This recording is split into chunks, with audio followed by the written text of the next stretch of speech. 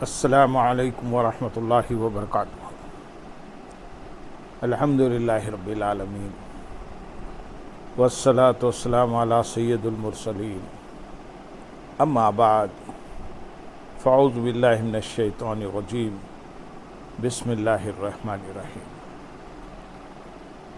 برادران عزیز و معزز خواتین، آج کی اس نشست میں سورۃ یوسف کی آیت نمبر 56 اور 57 کا ترجمہ و تفسیر پیش کرنے کی سعادت حاصل کی جائے گی۔ وَكَذَلِكَ مَكَّنَّا لِيُوسُفَ فِي الْأَرْضِ يَتَبَوَّأُ مِنْهَا حَيْثُ يَشَاءُ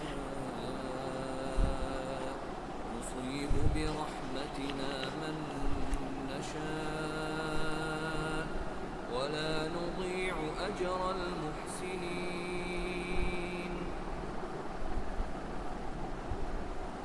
وَلَأَجْرُ الْآخِرَةِ خَيْرٌ لِّلَّذِينَ آمَنُوا وَكَانُوا يَتَّقُونَ۔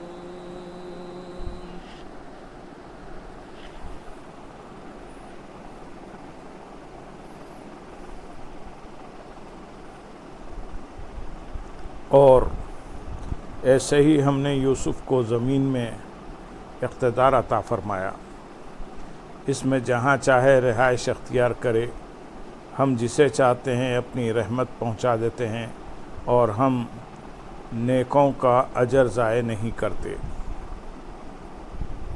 یعنی جس طرح ہم نے اندھیرے کنویں سے نجات دے کر قید خانے سے رہائی عطا فرما کر اور بادشاہ کی نگاہوں میں معزز بنا کر حضرت یوسف علیہ السلام پر انعام فرمایا، اسی طرح ہم نے حضرت یوسف علیہ السلام کو مصر کی سرزمین میں اقتدار عطا فرمایا اور سب کچھ ان کے تحت تصرف کیا۔ امارت یعنی حکومت طلب کرنے کے 1 سال بعد بادشاہ نے حضرت یوسف علیہ السلام کو بلا کر آپ علیہ السلام کی تاج پوشی کی، تلوار اور مہر آپ علیہ السلام کے سامنے پیش کی۔ آپ علیہ السلام کو جواہرات لگے ہوئے سونے کے تخت پر تخت نشین کیا، اپنا ملک آپ علیہ السلام کے سپرد کیا۔ خطفیر یعنی عزیز مصر کو معزول کر کے آپ علیہ السلام کو اس کی جگہ والی بنایا اور تمام خزانے آپ علیہ السلام کے حوالے کر دیے۔ سلطنت کے تمام امور آپ علیہ السلام کے ہاتھ میں دے دیے اور خود اس طرح فرما بردار ہو گیا کہ آپ علیہ السلام کی رائے میں دخل نہ دیتا اور آپ علیہ السلام کے ہر حکم کو مانتا۔ اسی زمانے میں عزیز مصر کا انتقال ہو گیا تو بادشاہ نے زلیخا کا نکاح حضرت یوسف علیہ السلام کے ساتھ کر دیا۔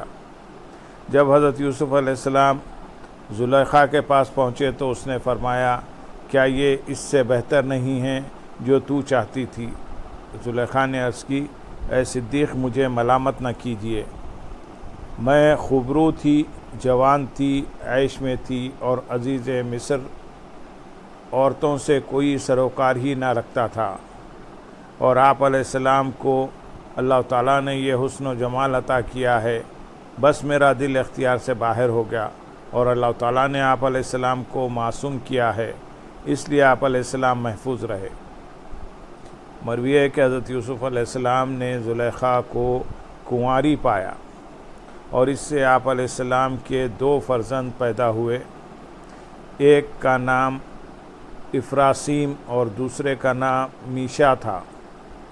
یوں مصر میں آپ کی حکومت مضبوط ہوئی۔ حضرت یوسف علیہ السلام نے مصر میں عدل کی بنیادیں قائم کی، جس سے ہر مرد و عورت کے دل میں آپ علیہ السلام کی محبت پیدا ہوئی۔ آپ علیہ السلام نے قید سالی کے دنوں کے لیے غلوں کے ذخیرے جمع کرنے کی تدبیر فرمائی، اس کے لیے بہت وسیع اور عالی شان گودام تعمیر فرمائے اور بہت کثیر ذخائر جمع کیے۔ جب فراخی کے سال گزر گئے اور قحط کا زمانہ آیا تو آپ علیہ السلام نے بادشاہ اور اس کے خادموں کے لیے روزانہ صرف 1 وقت کا کھانا مقرر فرما دیا۔ ایک روز دوپہر کے وقت بادشاہ نے حضرت یوسف علیہ السلام سے بھوک کی شکایت کی تو آپ علیہ السلام نے فرمایا یہ قحط کی ابتدا کا وقت ہے، پہلے سال میں لوگوں کے پاس جو ذخیرے تھے سب ختم ہو گئے اور بازار خالی رہ گئے۔ اہل مصر حضرت یوسف علیہ السلام سے اپنے درہم و دینار کے بدلے میں غلہ خریدنے لگے، یوں ان کے تمام درہم و دینار حضرت یوسف علیہ السلام کے پاس آ گئے۔ دوسرے سال مصریوں نے زیور اور جواہرات کے بدلے میں غلوں کی خریداری کی، یوں ان کے تمام زیورات اور جواہرات حضرت یوسف علیہ السلام کے پاس آ گئے۔ جب لوگوں کے پاس زیور اور جواہرات میں سے کوئی چیز نہ رہی تو انہوں نے تیسرے سال چوپائے اور جانور دے کر غلہ خریدا، اور یوں پورے ملک میں کوئی شخص کسی جانور کا مالک نہ رہا۔ چوتھے سال انہوں نے غلے کے لیے اپنے تمام غلام اور باندیاں بیچ ڈالی۔ پانچویں سال اپنی تمام اراضی، عملہ اور جاگیریں فروخت کر کے حضرت یوسف علیہ السلام سے غلہ خریدا۔ اس طرح یہ تمام چیزیں حضرت یوسف علیہ السلام کے پاس پہنچ گئیں۔ چھٹے سال جب ان کے پاس کوئی چیز باقی نہ رہی تو انہوں نے اپنی اولادیں بیچ دی اور اس طرح غلے خرید کر اپنا وقت گزارا۔ ساتویں سال وہ لوگ خود بک گئے اور غلام بن گئے۔ اس طرح مصر میں کوئی آزاد مرد باقی نہ رہا، نہ عورت۔ جو مرد تھا وہ حضرت یوسف علیہ السلام کا غلام تھا، اور جو عورت تھی وہ آپ علیہ السلام کی کنیز تھی۔ اس وقت لوگوں کی زبان پر یہ تھا کہ حضرت یوسف علیہ السلام کی کسی عظمت و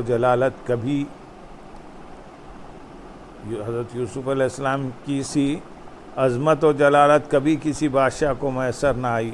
حضرت یوسف علیہ السلام نے بادشاہ سے فرمایا تم نے دیکھا کہ اللہ تعالیٰ کا مجھ پر کیسا کرم ہے اور اس نے مجھ پر کیسا عظیم احسان فرمایا ہے۔ اب ان لوگوں کے بارے میں تیری کیا رائے ہے؟ بادشاہ نے عرض کی جو آپ علیہ السلام کی رائے ہو وہ ہمیں منظور ہے، ہم سب آپ علیہ السلام کے تابع ہیں۔ حضرت یوسف علیہ السلام نے فرمایا میں اللہ تعالیٰ کو گواہ کرتا ہوں اور تجھے گواہ کرتا ہوں کہ میں نے تمام اہل مصر کو آزاد کر دیا اور ان کے تمام املاک اور کل جاگیریں واپس کر دیں۔ اس زمانے میں حضرت یوسف علیہ السلام نے کبھی شکم سیر ہو کر کھانا نہیں کھایا۔ ایک مرتبہ آپ علیہ السلام سے عرض کی گئی کہ اتنے عظیم خزانوں کے مالک ہو کر آپ علیہ السلام بھوکے رہتے ہیں۔ آپ علیہ السلام نے فرمایا میں اس اندیشے سے بھوکا رہتا ہوں کہ سیر ہو کر کہیں بھوکوں کو بھول نہ جاؤں۔ سبحان اللہ، کیا پاکیزہ اخلاق ہیں۔ مفسرین فرماتے ہیں کہ مصر کے تمام مرد و عورت کو حضرت یوسف علیہ السلام کے خریدے ہوئے غلام اور کنیزیں بنانے میں اللہ تعالیٰ کی یہ حکمت تھی کہ کسی کو یہ کہنے کا موقع نہ ملے کہ حضرت یوسف علیہ السلام غلام کی شان میں آئے تھے اور مصر کے ایک شخص کے خریدے ہوئے ہیں، بلکہ سب مصری ان کے خریدے اور آزاد کیے ہوئے غلام ہوں۔ حضرت یوسف علیہ السلام نے جو اس حالت میں صبر کیا تھا اس کی یہ جزا دی گئی۔ آیت نمبر 57 میں ارشاد ہے اور بے شک آخرت کا ثواب ان کے لیے بہتر ہے جو ایمان لائے اور پرہیزگار رہے، یعنی آخرت کا اجر و ثواب ان کے لیے دنیا کے اجر سے بہتر ہے جو ایمان لائے اور پرہیزگار رہے۔ اس آیت سے ثابت ہوا کہ حضرت یوسف علیہ السلام کے لیے آخرت کا اجر و ثواب اس سے بہت زیادہ افضل و اعلیٰ ہے جو اللہ تعالیٰ نے انہیں دنیا میں عطا فرمایا۔ اس سے معلوم ہوا کہ مومن کو اللہ تعالیٰ دنیا میں بھی اجر عطا فرماتا ہے اور آخرت میں دنیاوی اجر سے بہتر اجر عطا فرمائے گا۔ حضرت سفیان بن عینیہ رحمۃ اللہ علیہ فرماتے ہیں کہ مومن اپنی نیکیوں کا پھل دنیا و آخرت دونوں میں پاتا ہے، اور کافر جو کچھ پاتا ہے دنیا ہی میں پاتا ہے، آخرت میں اس کا کوئی حصہ نہیں۔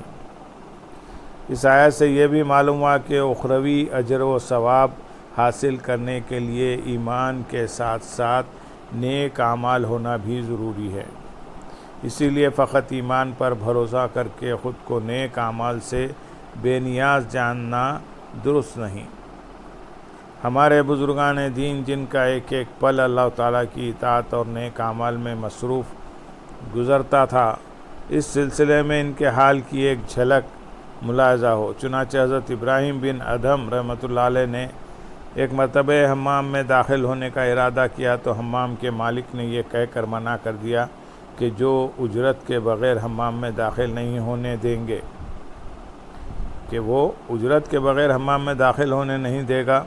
یہ سن کر حضرت ابراہیم بن ادھم رحمۃ اللہ علیہ رونے لگے اور فرمایا، جب شیطان کے گھر میں مجھے عوض کے بغیر داخل ہونے کی اجازت نہیں دی گئی تو اخلاص کے ساتھ کیے ہوئے نیک اعمال کے بغیر مجھے انبیاء اکرام علیہ السلام اور صدیقین کے گھر یعنی جنت میں کس طرح داخل ہونے دیا جائے گا۔ اللہم صلی علی سیدنا محمد وعلی آل سیدنا محمد وبارک وسلم وآخر دعوانا ان الحمدللہ رب العالمین۔ سبحان